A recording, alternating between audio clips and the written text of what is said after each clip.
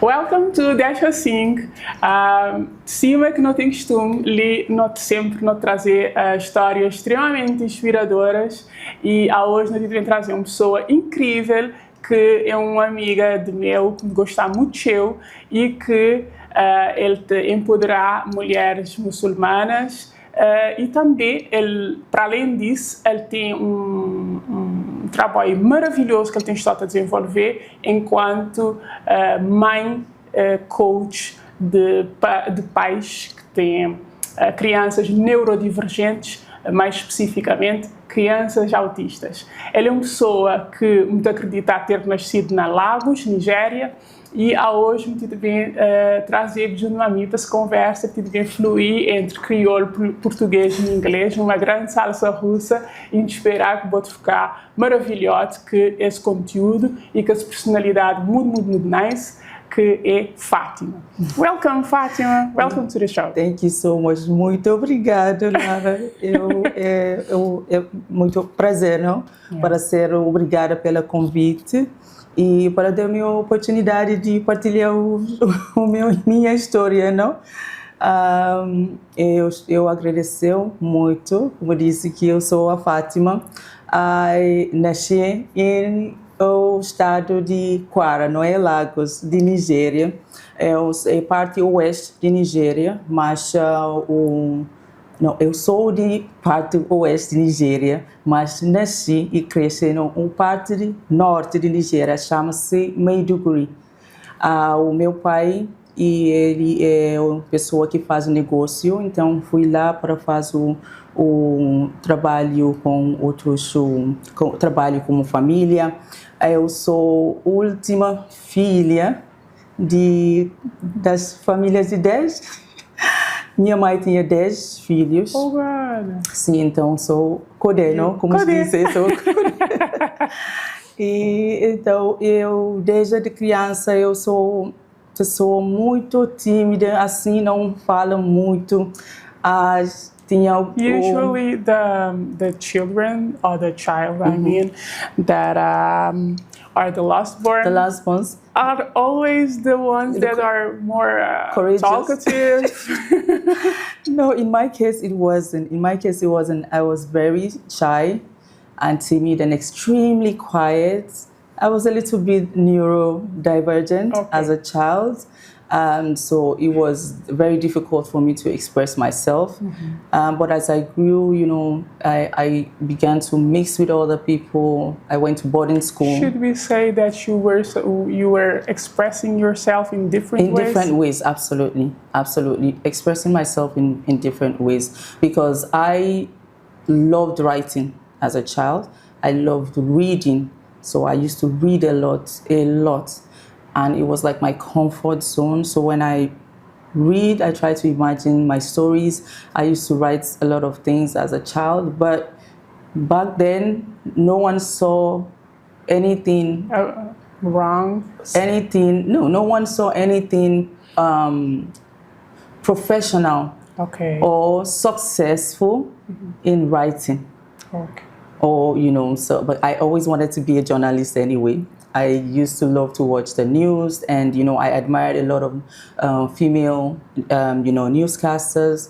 Anything journalism was my interest, but nobody wanted that profession. Everyone wanted, accountancy, medical doctor. Our parents back then, yeah. Exactly. So eventually, as I grew older, I continued to find myself, but I didn't get the support for how to express myself the way I wanted, which is usually, through writing. And so we're talking here about your parents, or yes, even my parents. Okay. Yes. So because it wasn't professional, it wasn't seen like. It wasn't seen like a professional or a profitable, skill. So I was encouraged and lured into studying accounting, which I eventually I went to the University of Maiduguri. You became an accountant? Yes, I studied accounting, yes. Okay. Yes, I went to the university. So my primary school was in Maiduguri, secondary school. I lived all my life in Maiduguri, that's in the northern part of Nigeria. And so I went to the university there also, and I graduated with a BSc in accounting department. But then when I graduated, I relocated to Lagos. And I got my first job in Lagos in the accounting department in a very reputable company in Lagos, a very popular company, Dangote in Lagos. I worked in Dangote for like 2 years thereabout, and I got another job in communications, a better job in communications. It was nearer to journalism. Yes, it was more like what I wanted, and it was the most paying job that I ever had. Oh, yeah? Yes. And so for me, it was really more like I was able to really express myself.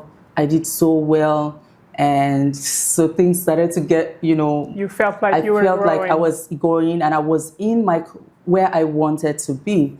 I worked with Globacom for like 2 years before I had to, marriage. I got married, then the year we got married in 2010, 3 months to our wedding ceremony, my husband got the job here. Oh my God. Yes, 3 months to our wedding, my husband got the job here. So he had to come here. I did the wedding planning. He came back and forth, and so he came for the wedding. I think we came here for like honeymoon, and everybody had to go back because I was working.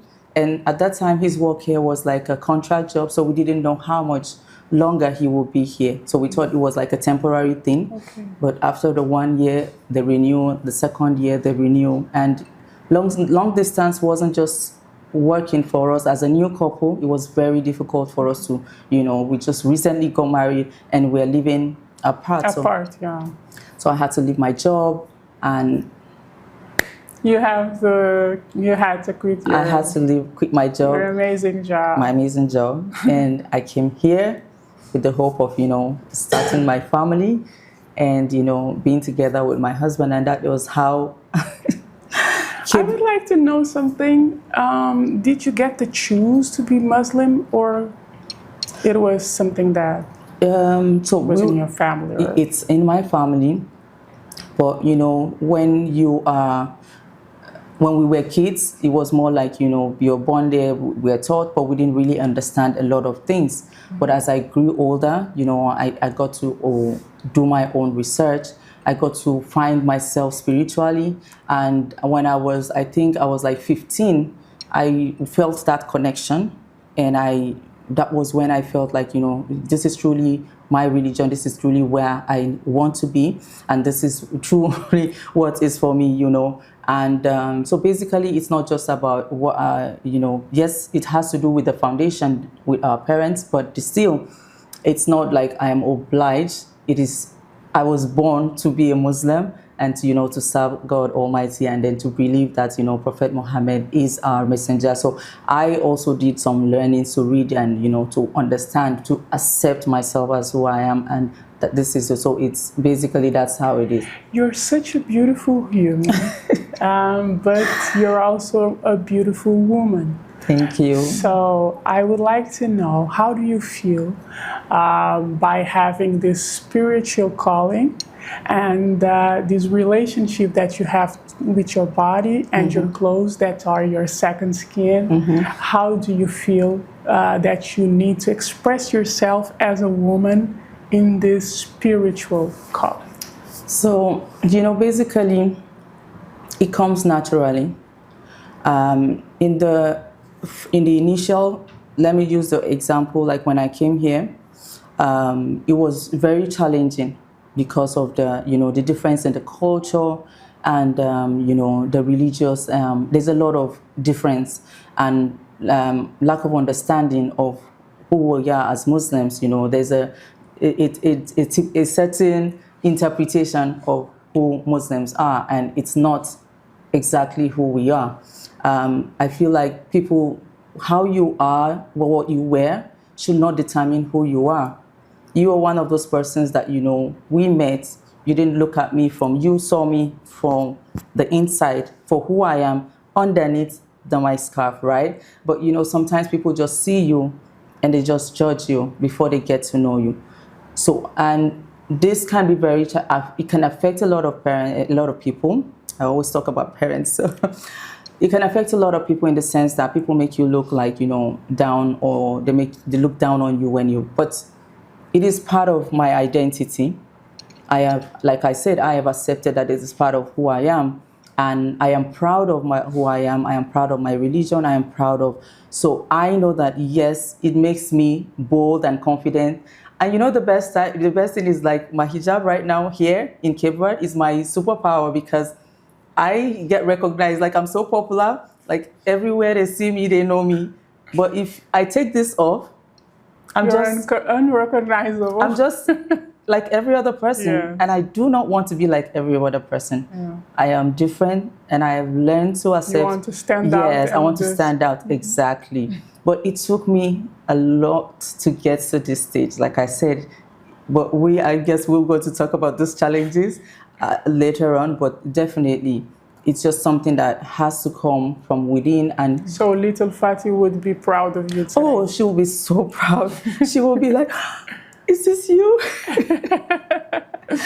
Yeah. Yeah. So you left the job in Lagos, and you came here to work with some moms. How did that happen? So I didn't start working immediately. I came here, I started family. I wanted to work.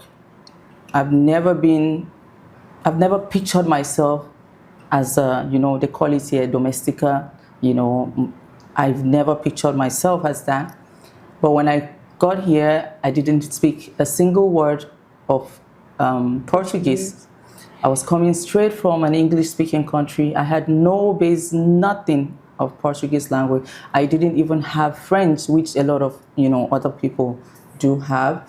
And so it was really challenging for me to get a job, trying to also find what kind of job I could do here. I needed to start to build my language capacity, so I started, taking Portuguese lessons and here and there. Then I started, children started coming in, and things started to one after the other. I had my daughter in 2013. 2 years after, I had my son in 2015. So in that period, it was more like, okay, I wanted to really observe the culture. I want to understand the people. I didn't want to rush into working. I wanted also to get to understand the language, but it was taking so long for me to build my language, Creole, Portuguese. I'm still struggling, but I think, I'm doing really well right now.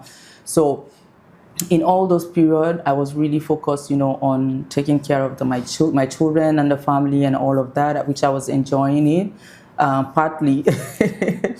When I had my son, when he turned, I think 1, I tried to go back to school here. Mm-hmm. So I got into the University of Cape Verde UniCV back then in 2016. Mm-hmm. I was in journalism. The course was journalism, which was always my dream course. And I started, it was like 6 months into studying in the university, I started to see my son's, the symptoms for the autism. And I started to go test here. There wasn't a lot of, the response from the specialists and the doctors. It was not solid. It was just more like, Ashuki, it's just doubts here and there, I think. So since my son was born in the United States, we decided to go to the United States for further evaluation. The language barrier also did not make it easy. When you hear medical terms in Portuguese, you don't understand what they're saying. So we wanted to be in a place where I can understand what they're telling me about my son. So you went back. I went back to the United States, and we got my son's diagnosis in 2017. He was 2 years old, so we got my son's autism diagnosis back then. So I came back here, and I started to go through all of those things. It was a very dark period for me. I went through the why me stage, why did God give me a child like this? Why does it have to be me? Why is it like this? Why is my child not talking? I went through all of this depressed states of darkness. I just was not interested in anything. And people also didn't know what it was. So people didn't know how to support me. People didn't understand what I was going through. I was alone here. It was a very lonely journey for me because I didn't have a community of people here. So over time, I started to work with my son because of the experiences that I learned while I was with him in the United States. While they were working with him, I made sure that I was with him through all of the sessions. So I was learning all the things that the therapists were doing with him. So when I came back here, I picked up the role and I started to, work with my son. And I think about almost like 6 months into working with my son, I started to see some improvements. I started to see that those little things that I was doing was working. He was getting more words, mostly in English because I work with him in English. So we were building words for like from 30 words, 50, 100. And at some point, the words just keeps growing.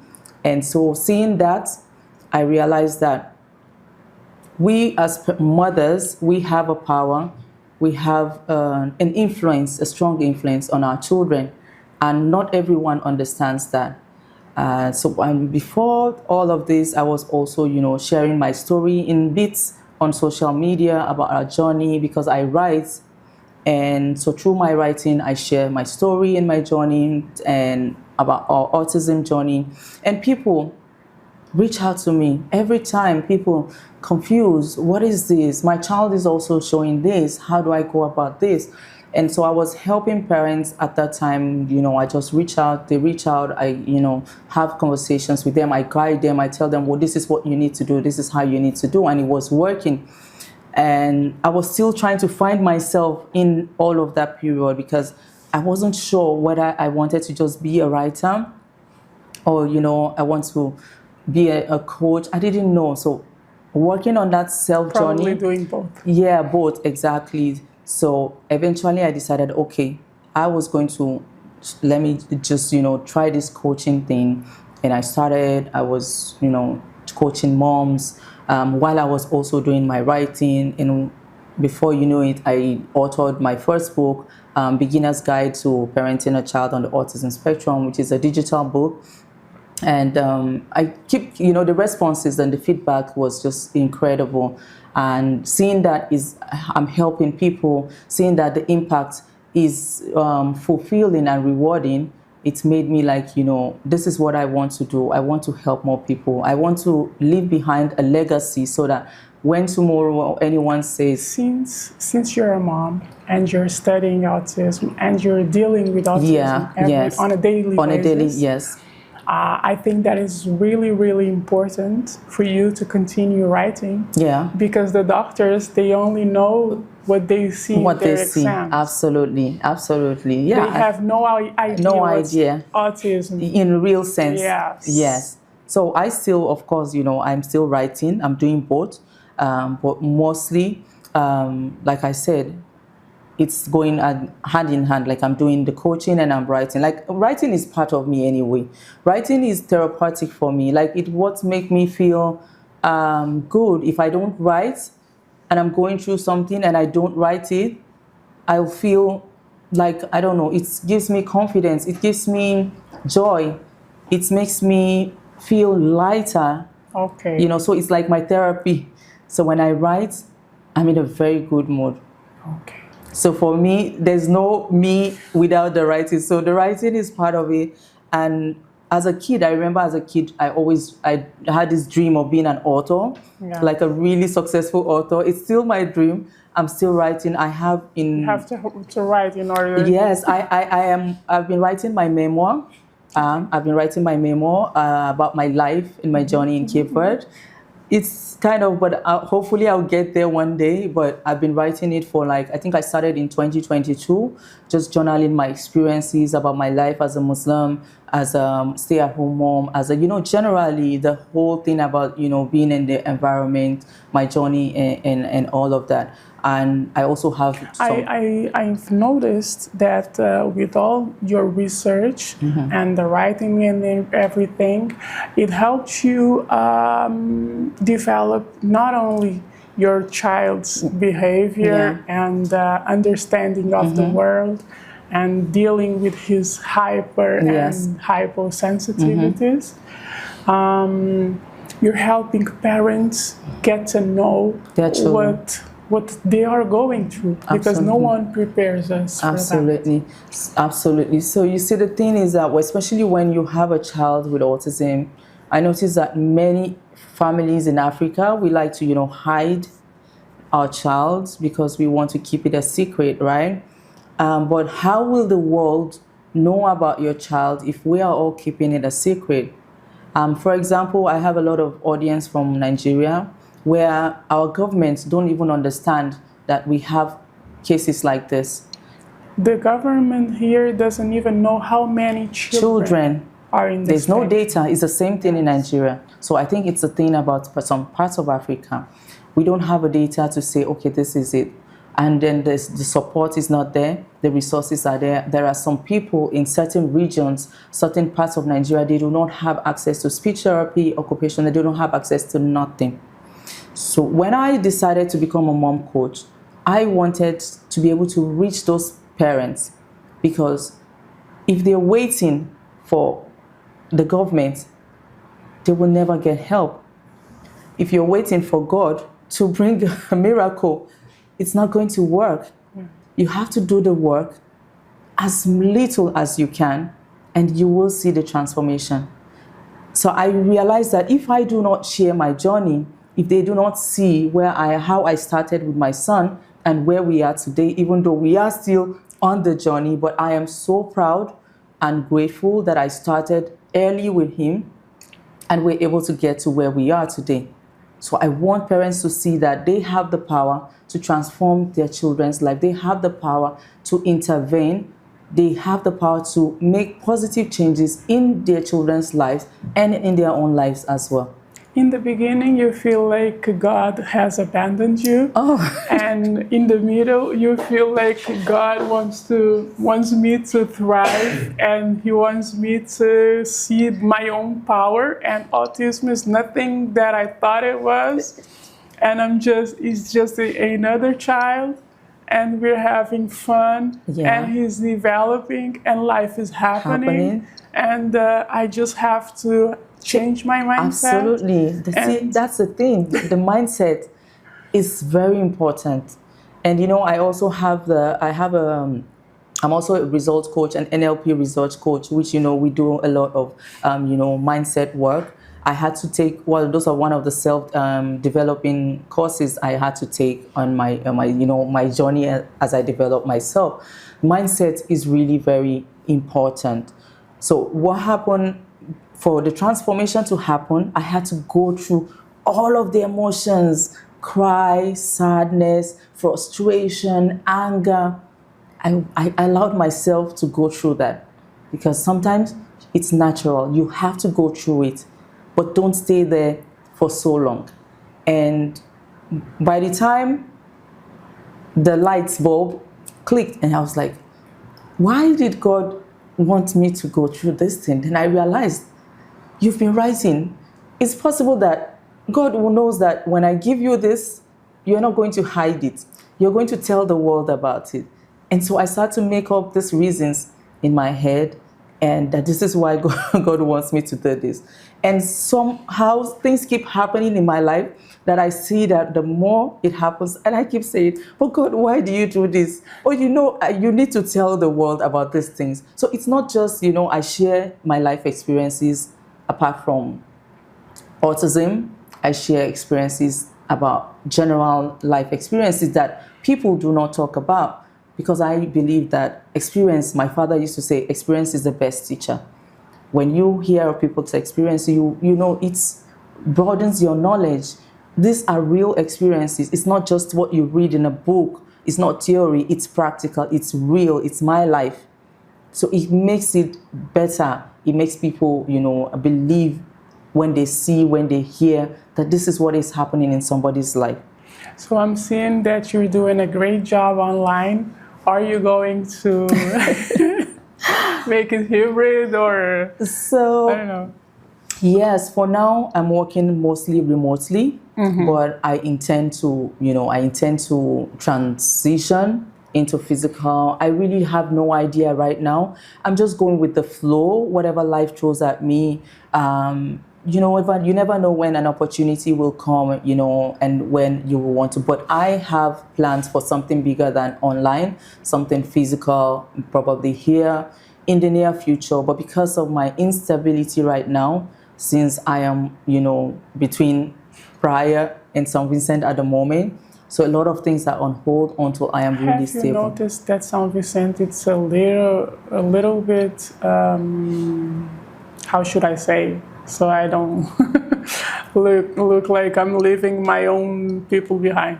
St. Vincent, they don't have this mindset of feeling autism. People feel, I don't know. So I really have not met a lot of families in St. Vincent yet. I haven't met, but I think even it's the same. Even here, the ones I have met, I've only met very few who are ready to talk about their journey. And this is even the reason why I have not developed into working with parents here, because I know that I have a lot of potentials that I can help a lot of parents in some issues and some areas where they do not have the knowledge, where I believe they can help their children. But in St. Vincent, a lot of people don't want to talk about it. They don't want people to tell them about their children. When I used to say my own child is on the spectrum, people would go like, "Oh, we don't talk about this here." So, but I get that feeling here also.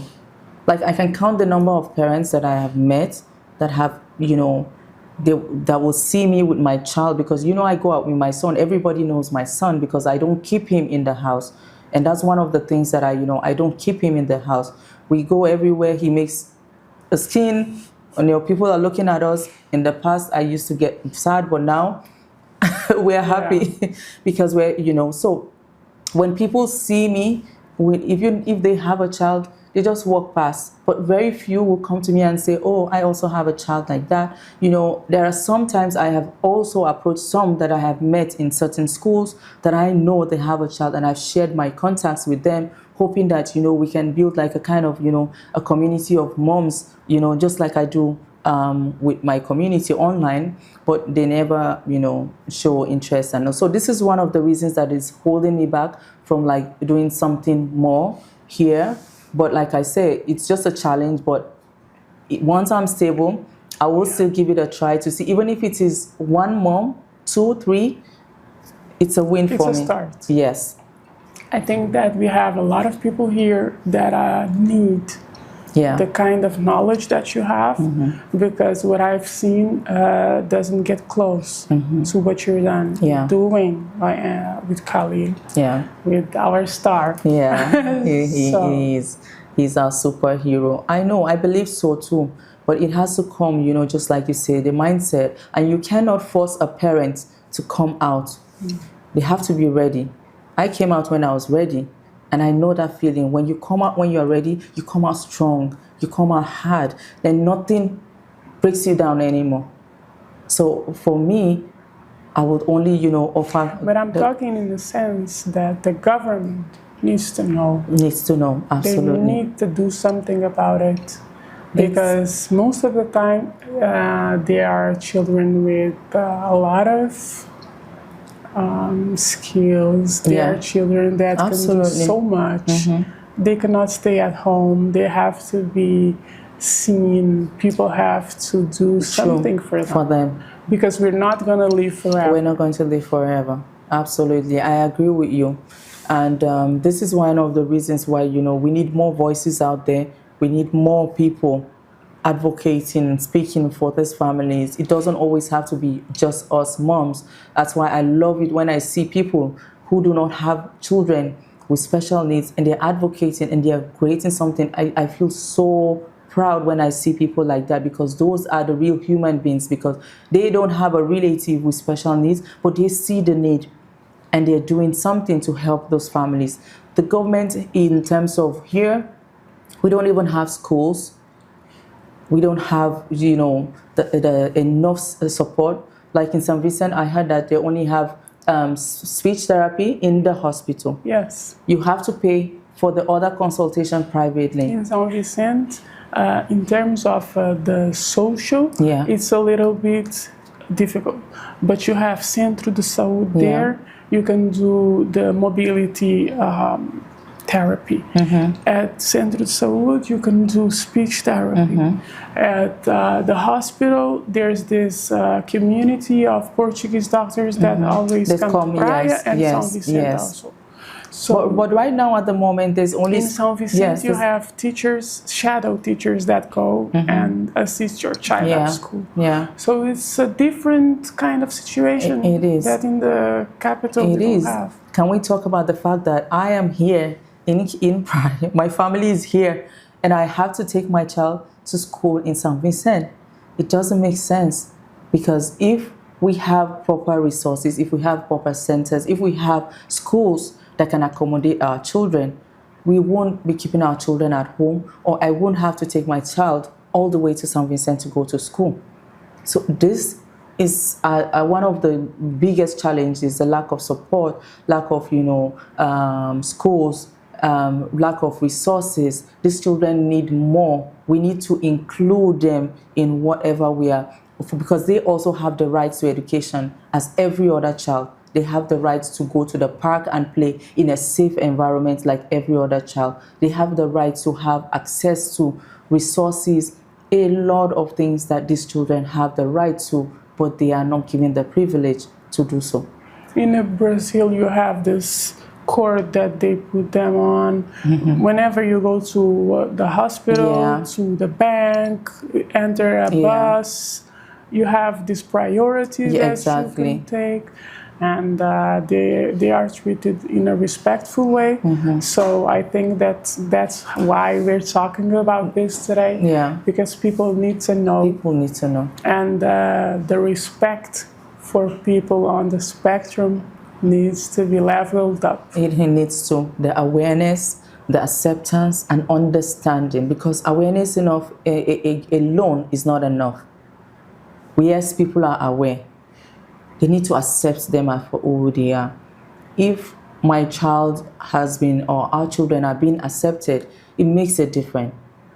It makes a huge difference knowing that, they are accepted for who they are. Not every day, teachers are complaining, your child doing this, your child is doing that, which is not our fault. But then sometimes it's like the child is being labeled as being, In Brazil, that's already treated as a crime. You cannot be calling the parents each and every time to tell them that the child is doing this and that. So for us, it affects our mental health. I took my son out of school when I changed his school two times in, I think, 2013 and 2014. I changed his school 3 times. And one particular school, I was having a panic every day he goes to school. By the end of the school day, my panic level is like this. I'm anxious. What is the complaint going to be today? And after 1 month, I couldn't take it. It was affecting my mental health. I'm like, no, I'm sorry, I can't do this. I'd rather have my son in my vicinity and, peacefully than for him to go to school. And I get these calls every day, and they expect me to have like a magic wand and tell, look, do this, sit. It's not possible. It's not possible. It's not a job in the first place. We have to. One of the things that I learned on this journey with my son on the autism spectrum is putting me first.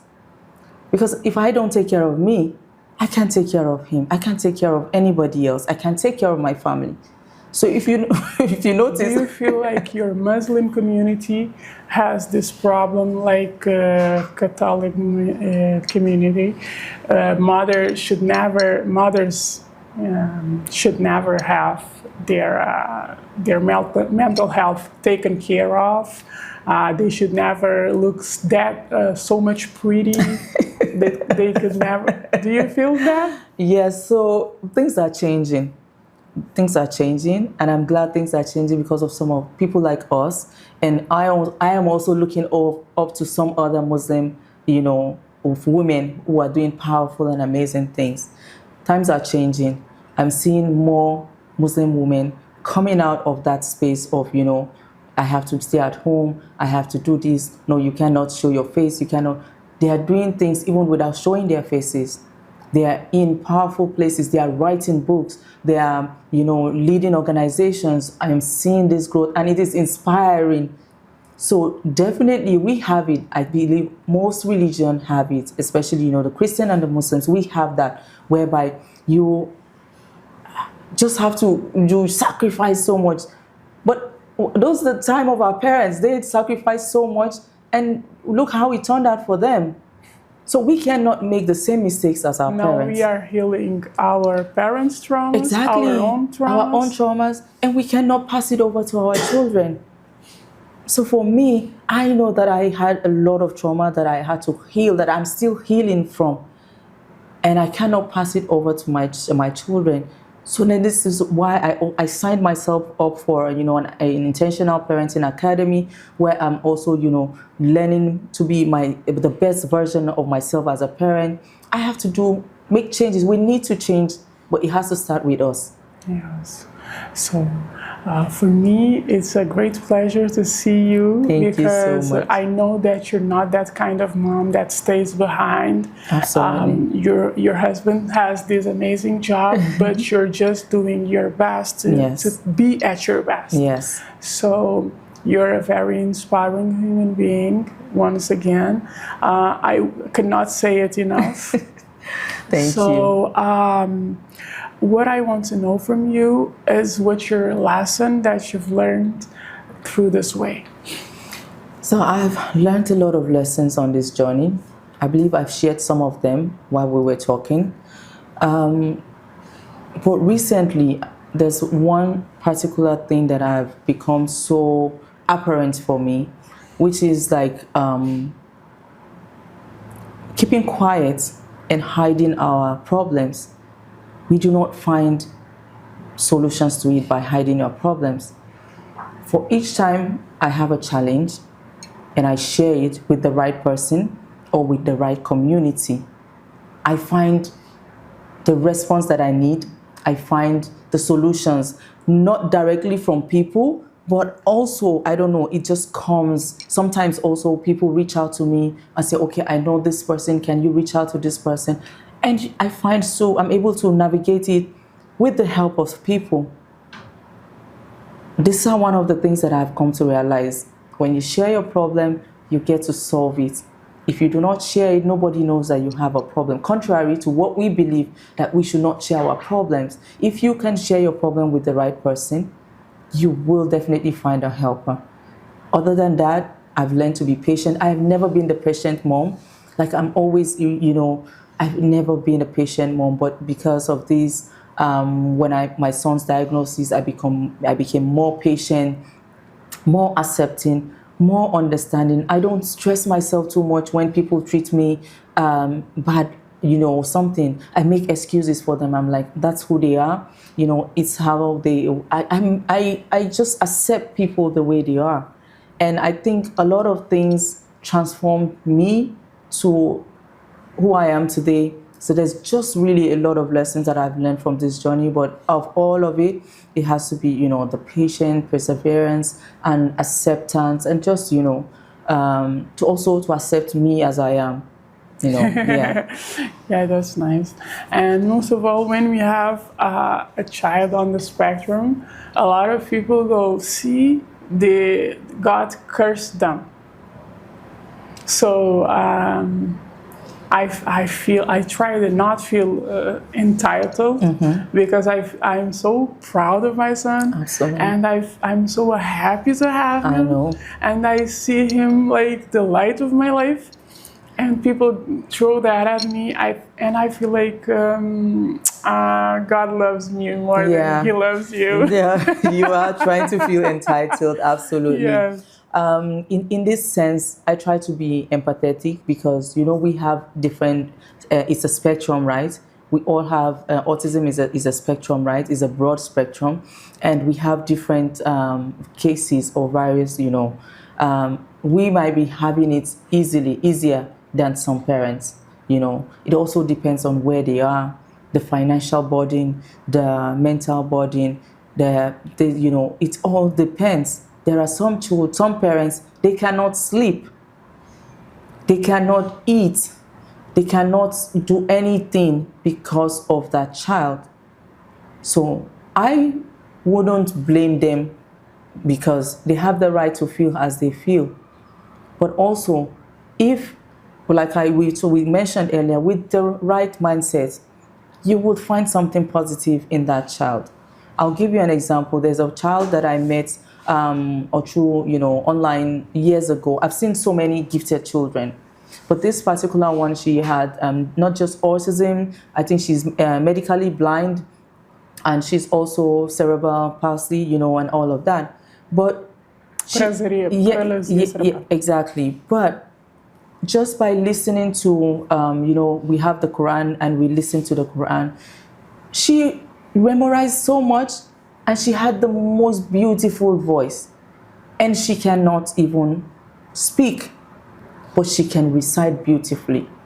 So these are the things that we need to look at strengths in our children. Even if the child is paralyzed, is on a wheelchair, if the child, whatever sense the child has, there's a use for it. But you, as a parent, have to find, explore, open your chances to trying different things with your child to be able to know what can work. And sorry, just to add this last thing, you need support. It's going to be difficult, but you can find your own support. It's, community. It's very important to have, even if it is one person that is supporting you, it goes a long way than for you to do this alone, because you're never alone on this journey. Most of the times we need more psychological support than financial, because the material things become just nothing, and all we need is the emotions, support, empathy. Yeah, we want to. There's quotes that says that moms with children or with special needs children, or is it autism, they are like their mental state is like military going to war. Veteran of war. You get it, going to, and you can imagine how stressful our mental health is. You wake up in the morning, you're thinking about how to go out, you're thinking about the meltdown, you're thinking about what to do.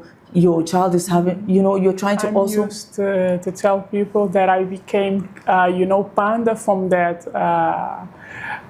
It's not a movie. Desenhos animados. Yes, I know. Is it Canal Panda? Kung Fu Panda. Yes. Oh, Kung Fu Panda. Oh, yes. I tell people that I learned to master inner peace. Inner peace. I know, right? Just like the panda. I know, right? I know. Yes, definitely. You have to find that peace. You have to find it. So for me, some of the things that have worked for me, my morning walks, I just start to see things differently. And everywhere starts to look beautiful. And I hear my thoughts clearly, especially when I'm walking by the seaside, which God has blessed me with in abundant sea in Praia, in Cape Verde. So my writing, you find things that gives you joy. When you get under so much pressure, the only thing you can become is a diamond, honey. The only thing you can become in life. I know, right? I know. So definitely we have to fight for us. I fight for me every day. And if you must see, there's sometimes when I reach a point where I can't go anymore, and I'm so happy I have a supportive spouse who understands that I need my time, which honestly is one of the biggest blessings for me. So when sometimes he sees it first, he's like, I think you need a break. You're beginning he sees it first before and they're like, I think you need a break. Do you want to go somewhere? Yes.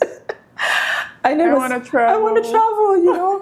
So and then I get to travel and enjoy some moment, alone time, even if it's 1 week. It's the best feeling ever. So life is throwing things at us, but we're finding ways to navigate it. We're not staying back we're not being suppressed with those challenges. We're fighting through it. And sometimes I see those challenges also as lessons nowadays, because when you face a challenge, you navigate. And I troubleshoot a lot. I'm a very good troubleshooter. So I sit down. What is going on? What do I need to do? Why is this happening? And before the end of the day, I find the answers. And I'm like, okay, let me try this. I've been doing this for a while now. Let's try this. And it starts to get better. So it's life. Life throws, it's workable. It throws us lemons, and we make lemonade, right? Yeah. So something always has to work. That's what I always say. Something has to work. But how do you know if something is going to work? You need to try. Yes. Fati, so I would like you to tell us, how do you feel without all your duties that you have? How do you feel living here in Cape Verde? That's a whole book. Okay, can I express this a little bit in Portuguese? Of course. Agora mesmo, para mim, português, o Cabo Verde, praia, é mais igual a uma segunda casa, não? Sim. Casa, ou parece lar, casa. Casa. Para mim, porque no início foi muito difícil. Muito difícil, eu estava sozinha, a maioria das vezes não tinhas amigas, ninguém para conversar, ninguém para apoiar. As pessoas, a maioria em praia, não são muitas, como vou dizer, cumprimentar alguém na rua, não resposta, vizinhas, ninguém está a tentar abrir, como vou dizer? Fati, eu acho que é porque tu vives numa zona privilegiada. Exatamente, acho que sim, mas me afetou muito, mas com o tempo eu decidi, olha, pessoa que não vai me aceitar, não precisa na minha vida. Sim. Então, com o tempo eu comecei a habituar a ficar sozinha, mas esse tempo que eu aceito mim por mim, comecei a ver as pessoas Sim. As pessoas nos fazem todos os favores do mundo quando nós parecemos que não precisamos de nenhum favor. Exatamente. Depois, quando eu aceito que é assim que é minha vida, é assim, eu sou orgulho de mim, eu não tenho nada a ver com ninguém. Então, depois eu comecei a ver as pessoas igual, como dizer, magnet, estão bem mais perto, exatamente, mais perto de mim. Eu fiquei mais, porque esse tempo eu sempre estava andada triste, assim, cara, porque ninguém está a sorriso na rua, ninguém para conversar, bom dia, para responder. Mas agora eu saí sempre e fala comigo, não me importa, eu sempre fico sorriso, porque essa energia que eu queria atrair e to attract. Eu não queria energia para baixo. Queria mesmo energia, então eu também saio assim com essa energia positiva. E assim, todos os dias eu É assim para todas nós. Exatamente. É assim para mim também. Assim, sim. Acho que tocaste um ponto muito importante. Sim. A nossa energia, o que nós damos é o que nós recebemos. Exatamente. Então, exatamente. É uma responsabilidade nossa. Mas agora mesmo eu adoro viver aqui em Cabo Verde. Como já tinha dito no início, temos que mudar o mindset, não? Temos que fazer essa mudança. Depois, no início, eu sempre disse, não, eu não gosto desse país, tu sempre está algum queixa ao outro. Não consigo encontrar comprar isso, não consigo fazer isso. Eu sempre encontrava uma queixa ao outro. Mas depois, quando mudou o mindset, começou a ver coisas igual abençoar. E o ambiente eu sempre, quando saí de praia e o Cabo Verde, eu sinto falta de Cabo Verde, a tranquilidade, não há o trânsito, tem alguns tipos de, não sei, paz que eu sempre senti aqui. E mais importante, o ambiente é o que cada ano é novo coisas para descobrir, novo aventura, novo ambiente para explorar. Mas eu imagino como o país tão pequeno, tem coisas maravilhosas assim, mas tem que saber quem vai te levar para descobrir essas áreas. Mas agora como eu já tinha dito, é igual a segunda casa para mim. Sempre quando eu estou fora de cá, eu sempre estou ansiosa. Qual é o prato, qual é a comida que tu fazes aqui para lembrar de casa? De casa, de Nigéria. De Nigéria. Faço muitas comidas na Nigéria, mas não temos o ingredientes, às vezes tem que trazer de fora. Mas eu faço molho de egusi e gari que é mandioca. Eu tenho um prato que eu ouço sempre alguns nigerianos que me dizem jollof. Jollof, sim. Jollof é um arroz, né? Exatamente. Jollof é arroz jollof, igual o chefe de senegalês. Okay. Faço esse também, jollof. O egusi é um molho um tipo de semente de abóbora aqui de Nigéria. E molho é para comer com papa, igual fufu. Sim. Esse fufu nós fizemos com farinha de mandioca. Em Angola fazem fungo. Acho que é mais a África Austral usam bastante mandioca. Quase tudo comida africana tem alguns ligação igual. Eu comia bastante na minha infância chepchen. Sim, chepchen de senegalês. Sim, Senegal e Abidjan, não sei o quê. Sim. Mas vocês têm mais uma coisa mais consistente.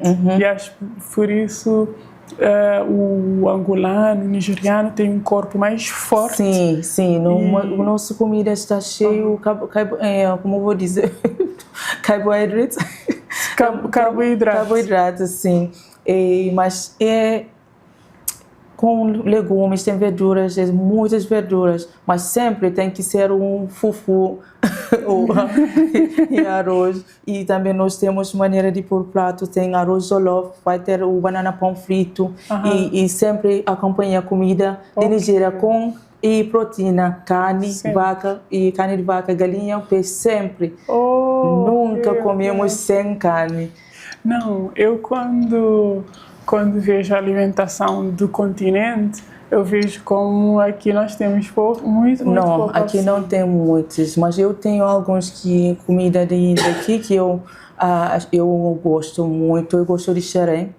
Eu gosto de xerém. Também em Nigéria temos parte de nós temos algum tipo igual xerém, mas a maneira de preparação é diferente. Também serve com manteiga de. Certeza tem leite. Não, esse nós comemos igual a prato salgado assim, não é igual cereal. E servir também com manteiga de vaca. É quase igual xerém. Camoca, eu gosto de camoca com mancara. Meu Deus! Eu gosto de. Em Angola comem muito. Vocês têm também mandioca com mancara? Não sei. Vocês comem bastante mancara? Sim, mancara. Mas sem mandioca? Sem mandioca. Fervido? Sim, fritado. Não, na Nigéria é com coco. Mandioca, assim, com coco. Com coco? E é assim. Porque vocês têm tipo esses snacks, que é coisa da natureza mesmo. Sim. Tem alguns que eu também já tinha feito, e tem mancara crocante. O chin-chin são lanches de Nigéria. Cada festa, nem sem completa, sem chin-chin. Eu digo sempre que se eu for para a Nigéria, não volto. Não, para a Nigéria temos, mas tem que ser alguma coisa. Tem que gostar de malagueta. Eu adoro malagueta. Não, tem que ser cuidado. Nós comemos muito comida quente. Aqui já diminuiu, eu já tinha eu sabia. Quando eu tenho o visitante daqui, eu sempre nada, porque nem pequeno malagueta, eles sentem bastante. Então tu estás a colocar bastante. É assim. Eu gosto de cuscuz de Cabo Verde, cuscuz e pastel de milho. Acho que sempre eu estou a descobrir alguma coisa nova aqui. Não são muitas comidas aqui, mas o pouco que está são muito deliciosos. Tem coisas, não sei, eu sempre esqueci o nome desse lanche. É igual, tem banana dentro. Fijos, eu adoro essa. Esses tudo, lanches, os salgados, pastéis, vários tipos de pastéis. O meu favorito é de what do you call it? Shrimp, de camarão. De camarão. É muito delicioso, mas o Cabo Verde agora é já igual. Estamos ainda aqui. Esse mês de abril, vou fazer 13 anos. 13 anos aqui em Cabo Verde, imagina. Bastante então. O tempo passa rápido, né? O tempo passa rápido. Então, não sei quantos anos mais vamos.